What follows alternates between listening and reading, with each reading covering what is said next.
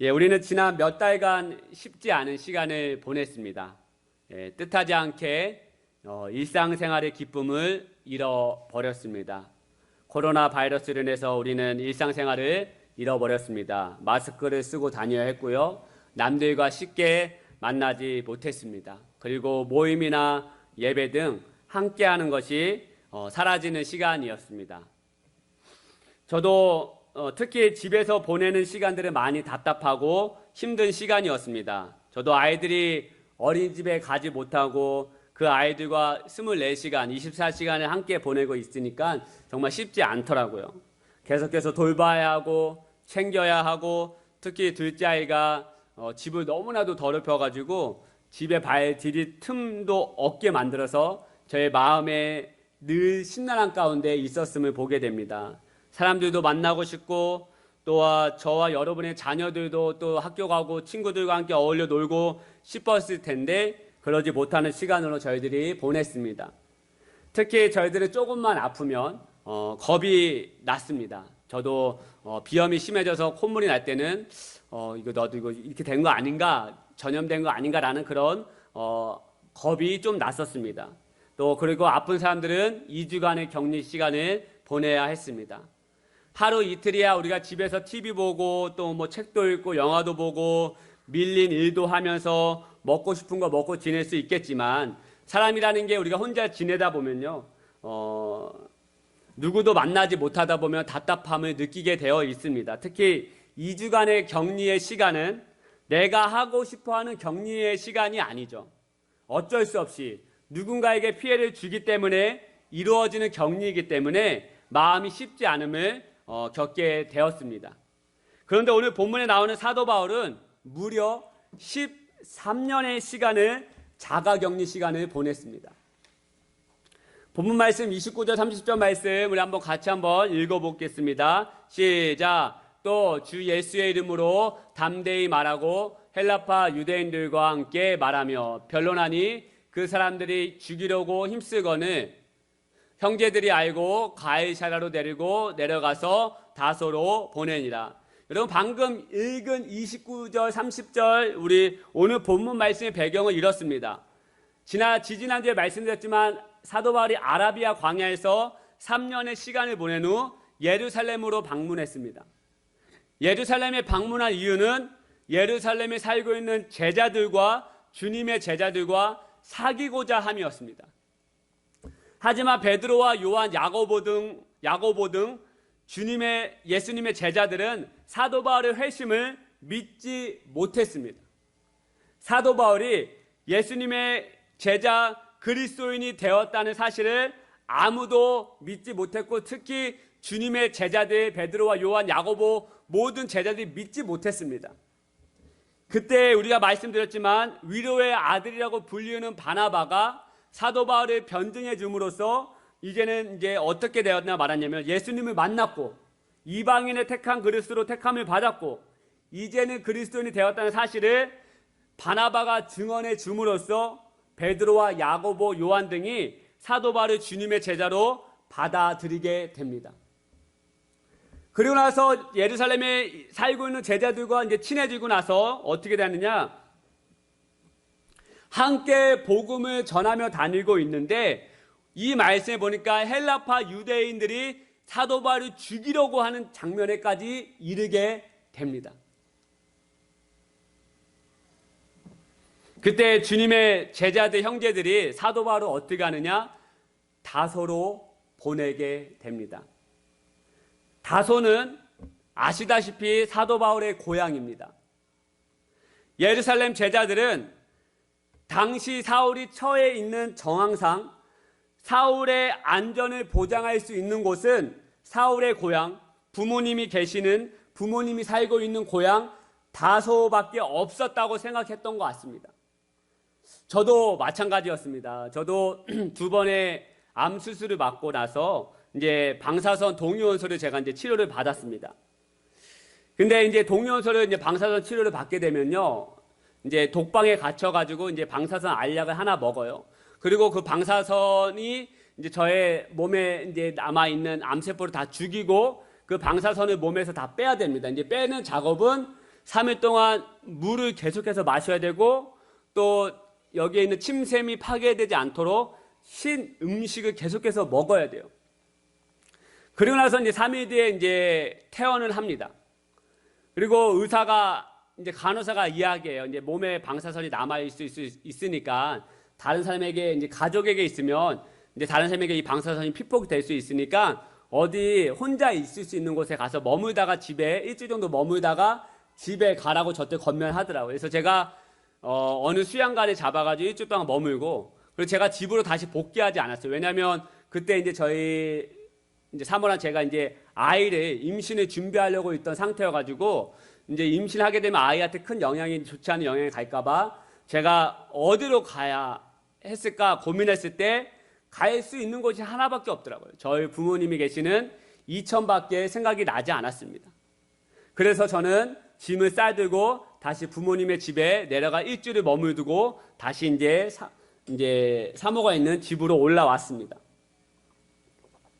사도 바울도 마찬가지였습니다. 자신의 신변이 너무나도 위험한 상황 가운데 있다 보니까 예루살렘에 있는 제자들이 이 사울을 피신시켜야 되는데 피난시켜야 되는데 어디로 피난시켜야 되는가 생각해 봤더니 그의 고향 부모님이 계시는 다소로 보내게 된 것입니다. 그런데 여러분 다소에서 한두 달 머문 것이 아니에요. 저처럼 일주일만 머문 것이 아닙니다. 무려 이 다소에서 13년의 세월을 이 고향 다소에서 보내게 됩니다. 저도 지금 결혼해서 이제 결혼한 지 이제 내년이면 이제 10년이 되지만 고향에 있는 이천에 있는 부모님 집에 가는 것을 굉장히 좋아합니다. 하지만 그 고향에 가서 이틀 3일이 지나면 집이 생각이 나요. 아이들이 있고 사랑하는 아내가 있고 그리고 제 삶의 터전이 있는 이 집 포천이 생각이 납니다. 그리고 이틀 3일이 지나면 집에 가고 싶어요. 그곳에 가서 사역하고 싶고 가족들과 함께 지내고 싶습니다. 하지만 사도 바울은 하루 이틀 머문 것이 아니라 1년 2년이 아니라 무려 13년의 세월을 자가 격리하며 보냈던 것입니다. 13년의 시간이었다는 것을 어떻게 알 수 있느냐? 다소로 내려간 이후에 그의 첫 사역이 바나바가 안디옥 교회로 초청해서 공동 목회자가 돼요. 그리고 안디옥 교회에서 목회 생활을 시작한 지 1년이 지났을 때 사울은 바나바와 함께 다시 예루살렘으로 다시 방문합니다. 이때 사도 바울이 갈라디아서 2장 1절에 뭐라고 고백하냐면 이렇게 고백합니다. 14년 후에 내가 바나바와 함께 디도를 데리고 다시 예루살렘으로 올라갔나니. 다소에서 13년의 세월을 보내고 바나바의 초청으로 안디옥이라고 하는 곳에서 공동 목회자로 1년 정도 사역하고 바나바와 함께 디도를 데리고 예루살렘으로 올라간 후에 난 후에 고백이에요. 14년 후에. 여러분, 장래가 촉망받던 청년, 장래가 촉망되던 이 사도 바울이 갑자기 자신의 의지와는 상관없이 성공하고 고향에 내려간 것도 아니고요. 아무것도 못 해보고 이제 시작해 보려고 할 나의 차에 주변의 방해가 너무나도 심해서 어쩔 수 없이 고향으로 지금 내려간 거예요. 사도 바울의 의지는 아무것도 없었습니다. 아까 서론에도 말씀드렸지만 코로나로 뜻하지 않게 2달의 시간을 집에서 보냈을 때 참으로 쉽지 않더라고요. 사도 바울도 마찬가지였습니다. 그가 고향 다소로 내려간 거 자원함으로 즐거운 마음으로 내려간 것이 아니죠. 자신의 꿈을 접고 사역도 시작해보지 못해보고 고향으로 낙향한 것입니다. 좌절하고 어쩔 수 없이 고향으로 내려간 거예요. 그리고 무려 13년의 시간을 보내게 됩니다. 고향은 사도 바울에게 있어서 진짜 광야의 시간이었던 것입니다. 실패자의 모습으로 13년의 시간을 보냈습니다. 고향으로 돌아온 사도 바울은 특별히 할 것이 없었어요. 그리고 무의미하게만 보이는 날들이 13년 동안 이어진 것입니다. 얼마나 답답했겠습니까? 저는 둘째에 대한 생각이 전혀 없었어요. 둘째를 가져도 첫째 아이 다현이가 이제 올해가 5살, 내년 6살인데 6살 정도 되었을 때 목회를 이 회복교회를 시작하고 3년 정도 지났을 때 아이를 가지고 싶었어요. 왜냐하면 이제 3년 정도 지나고 교회도 모르게 그냥 제 생각, 제 인간적인 생각이었어요. 3년 정도 지나면 이제 어느 정도 안정이 교회가 조금 될 것 같고, 그리고 그때 이제 아이가 이제 태어나면 이제 안정적으로 아이를 키울 수 있을 것 같다는 생각이 있었어요. 그런데 뜻하지 않게 아이가 창립하는 주간, 개척하는 그 창립하는 주간에 저 아이가 생겼습니다. 제 뜻과 의지는 상관없었죠. 전혀 예상하지 못했죠. 그리고 아이가 태어나고 정연이가 태어나고 지금 19개월에 20개월의 시간이 지나가고 있습니다. 아이를 돌보면서 가장 힘든 게 무엇이었는지 아십니까? 아이 때문에 목회가 되지 않는다라고 하는 이 생각이 저를 가장 힘들게 했습니다.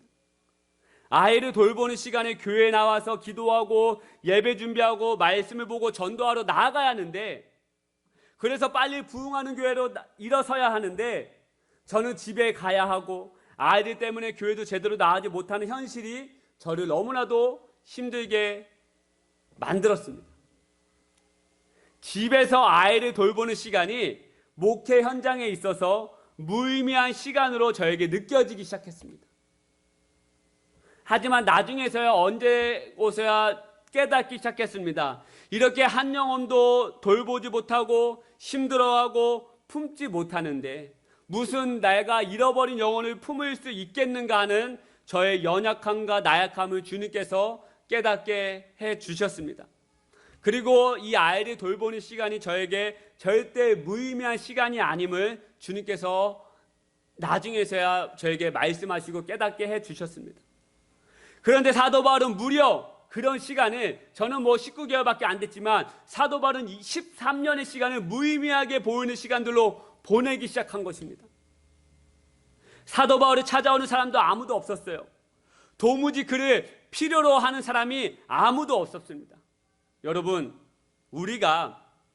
내가 누군가에게 필요하지 못하는 사람이 된다고 하면 정말 비참하게 되는 것 같아요. 사도 바울이 이런 시간에 무려 13년의 시간을 보냈습니다. 고향 사람들이 본 사도 바울은 예전의 사도 바울이 아니었죠. 예전에는 누군가에 정말 필요한 사도 바울이었습니다. 가만히 있어도 성공할 수 있는 위치와 그런 성공할 수 있는 사람이었습니다. 하지만 이제는 실패자로 그들에게 보여지게 된 것이죠. 사도 바울에게 있어서 다소는 진짜 광야의 시간이었던 것입니다. 아무것도 없고 자신의 뜻대로 할 수 있는 것이 없고 무엇 하나 누릴 수 있는 환경이 아닌 바로 메마른 광야의 시간으로 13년의 시간을 사도 바울이 보낸 것입니다. 지지난주에 말씀을 드렸지만 광야는 하나님께서 허락하신 축복의 시간입니다. 할렐루야.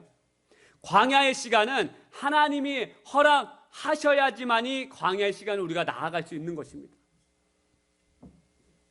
이스라엘 백성들이 애굽을 탈출해서 이집트를 탈출해서 곧장 하나님께서 약속하신 가나안 땅, 젖과 꿀이 흐르는 가나안 땅, 곡식이 차고 넘치는, 물이 차고 넘치는 흐르는 그 가나안 땅으로 들어가고 싶어 했죠. 하지만 그들에게 준비되어진 것은 바로 가나안 땅이 아닌 광야의 땅이었습니다. 이스라엘 백성들에게 들어간 광야의 땅은 하나님께서 준비하시고 예비하신 땅입니다. 하나님께서 그 광야의 시간을 이스라엘 백성들에게 허락하신 것입니다. 예수님도 마찬가지였습니다. 40일의 금식 기도가 끝난 후 예수님에게 준비되어진 것은 배를 채울 수 있는 음식이 아니었습니다. 식당이 아니었습니다. 바로 광야의 시간, 시험의 시간이 허락되어진 것입니다. 마태복음 4장 1절, 그때 예수께서 성령에게 이끌려 마귀에게 시험을 받으러 광야로 가사. 할렐루야. 이처럼 이스라엘 백성들과 예수님에게 허락되어진 이 광야는 하나님께서 허락하셨기에 광야의 시간으로 들어갔던 것입니다.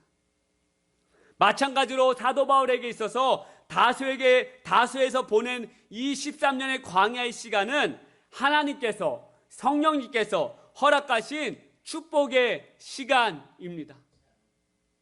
그럼 사도 바울이 다수에서 경험한 축복은 무엇입니까? 광야는 하나님이 허락하신 축복의 시간이라고 제가 말씀을 드렸는데요. 사도 바울이 다수에서 13년이 넘는 시간 동안 어떤 축복을 경험하며 나아간 것입니까?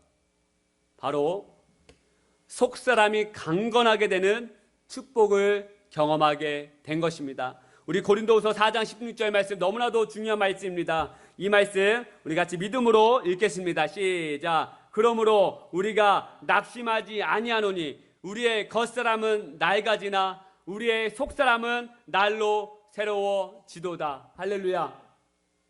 여러분, 사도 바울은 겉사람이 매우 화려한 사람이었습니다. 최고의 학문 기관에서 최고의 엘리트 교육을 받으며 율법의 학문에 있어서 최고의 엘리트 중에 엘리트였습니다. 지난주에 말씀드렸지만 서울대 출신 의사와 연고대 출신 의사는 완전 다르다고 제가 말씀을 드렸어요. 연고대가 아무리 뛰어나도 서울대 때는 안 된다고 제가 말씀을 드렸습니다. 마찬가지로 사도 바울은 최고의 학문 기관에서, 그것도 최고의 스승 가말리엘에게 교육을 받은 사람입니다. 정말 겉사람은 화려하죠. 저의 가정을 지금까지 후원해주고 기도해주는 변호사 청년이 있어요. 성남에서 사역할 때 만난 청년입니다. 근데 그 청년이 너무나도 성격이 온유하고 겸손해요. 그런데 속사람만 좋은 것이 아니라 겉사람도 정말 화려하더라고요. 경찰대학에 들어갔는데 적성이 안 맞아 그 경찰을 때려치웁니다. 저는 잘 모르지만 경찰대학에 들어가는 건 육사에 들어가는 것만큼 어렵다고 합니다. 그리고 경찰을 때려친 다음에 고려대 로스쿨을 입학해서 지금은 로펌에서 삼성 로펌에서 일하다가 이제 미국에서 잠깐 이제 유학하고 다시 돌아와 이제 저희 아마 나라에서 한 두세 번째 큰 로펌에서 아마 일을 하고 있는 것 같아요. 근데 그 청년이요, 드러내지 않아도, 말하지 않아도 그가 가진 스펙만으로도 제 스스로 그 청년과 대화할 때 그냥 제 스스로 위축될 때가 있어요. 그 청년이 저를 위축시키려고 말하는 것이 아님에도 불구하고 그 청년의 화려한 스펙 때문에 괜히 제 혼자 위축되고 그냥 제 혼자 그 청년 볼 때 나는 아무것도 아니구나 라고 하는 제 스스로 위축될 때가 있고 초라해 보일 때가 있었습니다. 여러분, 사도 바울은 최고의 강대국의 로마의 시민권을 가지고 있었어요. 겉사람이 너무나도 화려합니다. 누구도 범접할 수 없는 스펙을 가지고 있어요. 포스를 가지고 있습니다. 그리고 그의 말 한마디면 모두 벌벌 떨었죠. 그리고 그가 가고자 하는 모든 동선이 다 주목되었습니다. 코로나 확진자의 동선이 모두 공개되고 그 동선을 모두가 우리가 시청에 가서 그 동선이 어디에 갔는지 우리가 주목했던 것처럼 사도 바울이 어디를 가는지, 그곳에 왜 가는지 모두가 주목할 만큼 영향력 있던 사람이었습니다. 그런데 사도 바울이 고린도후서 4장 16절 말씀에서 뭐라고 고백하느냐? 우리의 겉사람은 낡아지지만 나는 괜찮습니다. 왜냐하면 나의 속사람은 더욱더 강건해지기 때문에 그렇습니다 라고 지금 고백하는 거예요. 사랑하는 여러분, 우리는 겉사람에 주목합니다. 치장하기를 좋아하고요, 명품에 목숨을 걸기 시작합니다. 외제차를 타고 싶어 하고요, 큰 집, 브랜드에 있는 집에 우리가 살고 싶어 합니다. 이것이 저희들의 욕망입니다. 저의 욕망이요, 이 회복교회 부흥하는 교회로 성장시키고 싶습니다. 홈페이지에 여기 이 자리에 꽉 차 있는 모습 사진 찍어서 사진 당장 올리고 싶은 저의 욕망이 있어요. 저희 사모가 성남에서 출퇴근할 때 어떤 교회 홍보하는 부착물을 보고 정말 많이 실망했다고 저에게 몇 번 이야기를 했던 것이 기억이 납니다. 그 교회가 아마 건축을 했던 것 같아요. 그런데 그 전도하는 그 지하철 안에 그 교회 부착물을 붙여놓은 부착물 보니까 예수님에 대한 글은 하나도 없고 말씀에 대한 글은 하나도 없고 그 부착물에 뭐만 있느냐? 교회 건축한 외형의 모습과 교회, 우리 교회는 이렇게 이쁩니다, 예쁩니다, 화려합니다, 이런 글만 써놓는 그 부착물을 보고 저희 사모가 굉장히 실망했다라고 이야기를 했던 것이 기억이 납니다. 여러분, 이게 우리의 모습입니다. 어떻게 하면 나의 겉모습을 화려하게 할까? 어떻게 하면 나의 성공한 모습을 부각시킬까? 그런데 사도 바울은 뭐라고 고백합니까? 이제는 나에게 겉모습은 더 이상 중요하지 않다. 나의 이런 겉에 화려한 스펙과 명품은 나에게 더 이상 중요하지 않다. 겉사람은 나이 가도 된다. 이제는 나의 내면, 속사람이 더 강건해지고 새로워지는 것이 나에게 있어서 중요하다라고 지금 고백하고 있는 것입니다. 여러분, 이 고백이 언제 이루어진 것입니까? 고향 다수에서 치과하며 자가격리하며 아무도 자신을 인정해주지 않고 찾아와 주지도 않고 자신이 필요 없는 사람 깍두기로 취급받는 13년의 광야 같은 세월을 보낼 때 하나님께서 사도 바울을 이때 훈련시키시고 새롭게 하신 것입니다. 저는 겉사람과 속사람을 생각할 때 성경에서 예수님이 말씀하고 있는 모래 위에 지은 집, 반석 위에 지은 집 비유가 생각이 났습니다. 겉사람에 주목하고 겉사람에 더 비중을 두는 사람은 모래 위에 지은 집 같은 사람이라고 생각이 되었습니다.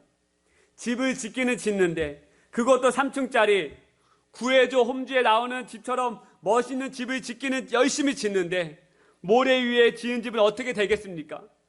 비가 오거나 거센 바람이 불거나 큰 풍랑이 오면 모래 위에 지은 집은 아무리 화려해도 아무리 멋지게 집을 지어도 3층짜리 5층짜리 집을 지은다 한들 어떻게 되겠습니까? 무너지게 되어 있는 것입니다. 떠나가게 되어 있는 것입니다. 하지만 반석 위에 지은 집은 어떻게 되겠습니까? 무너지지 않는 거예요.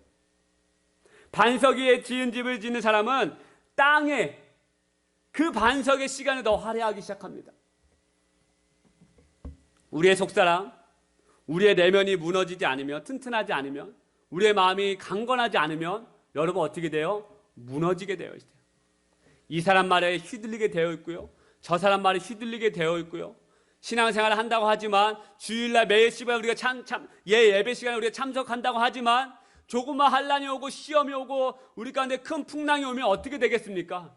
겉사람에 치중을 두는 사람은 떠나가게 되어 있다는 거예요. 무너지게 되어 있다는 것이에요. 여러분의 그동안의 신앙생활을 저와 여러분의 그동안 신앙생활을 한번 곰곰이 한번 살펴보십시다. 나는 겉사람에 더 치중을 두는 사람이었는지 아니면 나의 속사람, 우리의 내면, 하나님과의 교통하는 우리의 영혼에 더 치중하며 나아갔는지.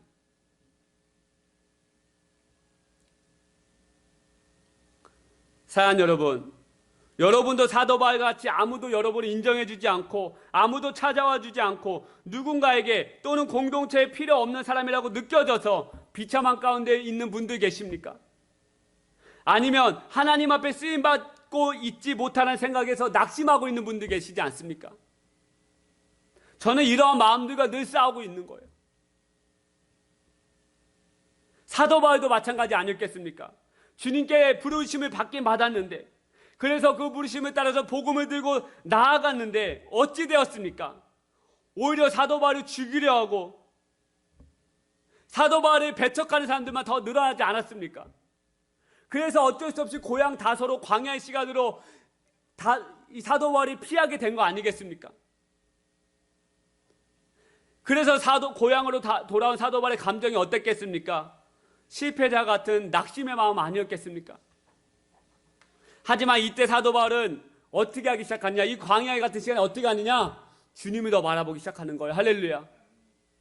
자신의 화려한 겉사람보다 더 중요한 흔들리지 않는 끝까지 견뎌낼 수 있는 속사람의 강건함을 더 주목하고 훈련하기 시작했다는 거예요.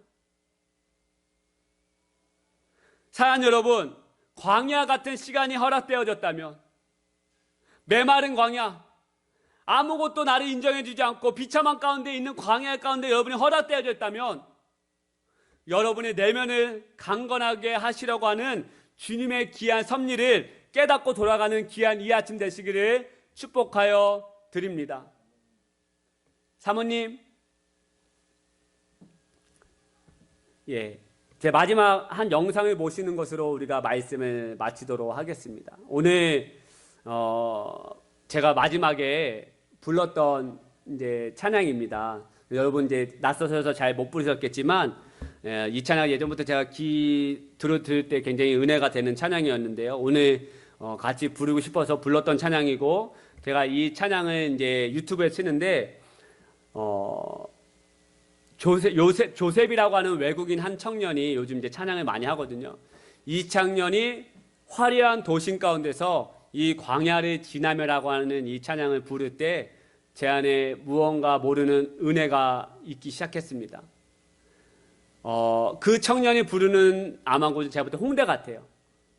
이제 수많은 젊은이들이 그 청년의 찬양을 보고 이 청년은 화려한 그곳에서 정말 주님만을 바라보며 광야를 지나며라 이 찬양을 부르기 시작할 때 정말 우리가 이렇게 살아가야 하지 않나, 우리가 화려한 도시 속에서 살아가고 겉모습을 치장하는 이 중심에서 살아가는 이 세상 가운데서 우리는 아무것도 없어 보이지만, 내 눈에 보이지 않지만 정말 하나님을 더 주목하면서 바라보면서 나아가야 하지 않는가라고 하는 그런 마음과 은혜가 제 안에 흘러들어오기 시작했습니다. 여러분, 우리 이 찬양 보면서 오늘 말씀을 생각하면서 또 가사를 생각하면서, 이 가사가 오늘 말씀 그대로입니다. 광야 가운데서 우리가 어떻게 할 것인지, 또 광야 가운데서 하나님 우리 가운데 어떻게 역사하시는지, 여러분 한 3, 4분 정도 되는 찬양입니다. 여러분 한번 가사를 보시면서 우리 주변의 환경을 또 영상을 보시면서 같이 은혜를 받고 제가 기도하고 예배를 마치도록 하겠습니다. 왜 나를 깊은 어둠 속에 홀로 두시는지, 어두운 밤 왜 그리 길었는지, 나를 고독하게, 나를 낮아지게, 세상 어디도 기댈 곳이 없게 하셨네.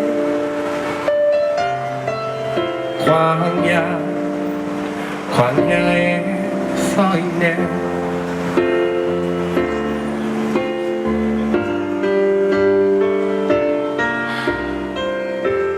주님만 내 도움이 되시고, 주님만 내 빛이 되시고, 주님만 내 친구 되시는 광야. 주님 손 놓고는 단 하루도 살 수 없는 곳,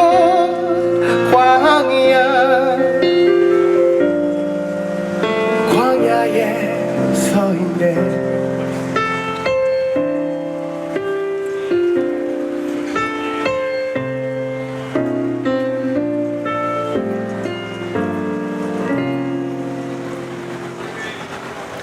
왜 나를 깊은 어둠 속에 홀로 두시는지, 어두운 밤은 왜 그리 길었는지, 나를 고독하게, 나를 낮아지게, 세상 어디도 기댈 곳이 없게 하셨네. 주님 왜 광야에 서 있네. 근데 거기서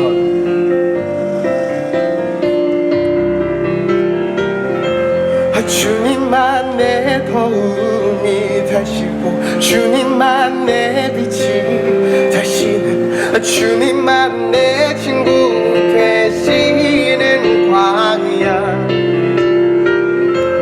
주님 손 놓고는 단 하루도 살 수 없는 것, 광야.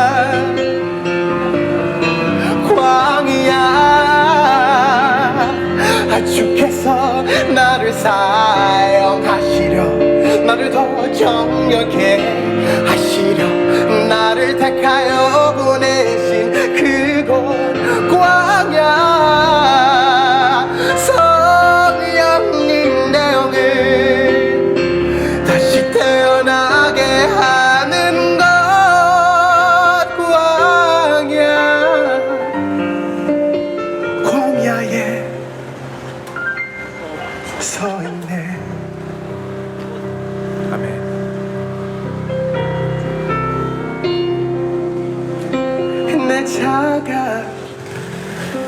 산산이 깨지고 높아지려 했던 내 꿈도 주님 앞에 내려놓고 오직 주님들만 이루어지기를, 나를 통해 주님만 드러나시기를. 여러분, 왜냐면 광야를 지나면 여러분 축복합니다. 사랑합니다. 예수님 믿으세요. 아멘.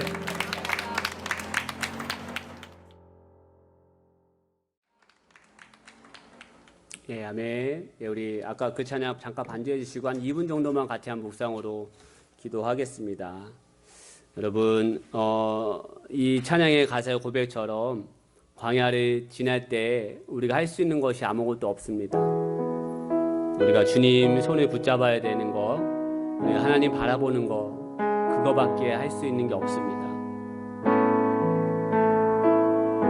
여러분, 사도 바울이 13년 동안 아무도 필요로 하지 않고 무의미한 시간을 보낸 것 같지만 그 안에서 자신은 모든 겉사람을 내려놓고 절대로 무너지지 아니할 수 있는 그 속사람을 강건하게 하는 그 은혜를, 축복을 경험한 것입니다.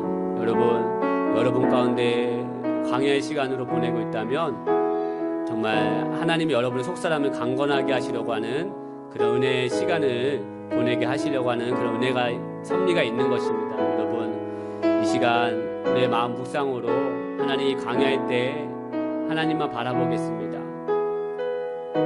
주님 손 붙잡겠습니다. 다른 거 의지하지 않겠습니다. 겉사람 화려한 거 붙잡지 않겠습니다. 나의 속사람을 강건하게 하는, 우리의 영혼을 튼튼하게 하는 그 하나님 은혜만을 붙잡겠습니다. 여러분, 이 광야가 지나면 반드시 우리는 놀라운 은혜로 나아가게 될 것입니다. 여러분, 2분 정도 기도하십시다. 주님 손 붙잡겠습니다. 주님 더 바라보겠습니다. 광야의 메마른 땅에서 하나님을 더 바라보겠습니다. 같이 기도하겠습니다. 하나님, 임자여 주옵소서. 이 광야 같은 시간에 하나님 버리지 않게 해주시고 하나님만 따라가게 해주시고, 하나님 정말 연약합니다. 부족합니다. 무의미한 것 같지만 정말 무의미하게만 보이는 이 시간 가운데 하나님 절대 우리 가운데 무의미하지 않다라고 말씀하여 주시고 하나님 뜻 가운데 우리를 나아가게 해주시고 주의 은혜로 나아가게 하심을 감사드립니다. 주여 함께 해주시고 이 광야 같은 시간에 하나님 바라보게 해주시고 주님 잘 훈련받을 수 있도록 하나님 우리 사랑하는 우리 성도님들 붙들어 주시고 새벽마다 저녁마다 주님 앞에 나와 기도하게 해주시고 정말 육신의 연약함이 있지만 우리의 영혼의 연약함이 있지만 하나님 우리의 속사람을 강건하게 하고 우리의 영혼을 튼튼하게 하는 그 하나님 은혜를 날마다 경험하며 나아갈 수 있는 그 은혜가 우리 삶 가운데 있을 수 있도록 도와주옵소서. 임하여 주옵소서. 한 사람 안수하여 주시고 위로하여 주시고 광야를 잘 지나갈 수 있도록 하나님 우리를 안아주시고 품에 안아 주옵소서. 하나님 감사합니다. 오늘 아침 저희들 가운데 말씀하여 주시고 또 우리를 내버려 주지 아니하시고 고아와 같이 두지 아니하시고 하나님의 품으로 다시 한번 저희들을 오늘 아침에 인도하여 주심을 감사합니다. 예배하기 힘들었던 마음이었지만 주의 말씀을 듣기 힘든 우리의 완악한 마음이었지만 이 아침에 말씀하여 주시고 또 우리를 깨닫게 하여 주시고 광야 같은 시간에 하나님의 축복이 더하여 있음을 우리를 알게 하여 주시니 감사합니다.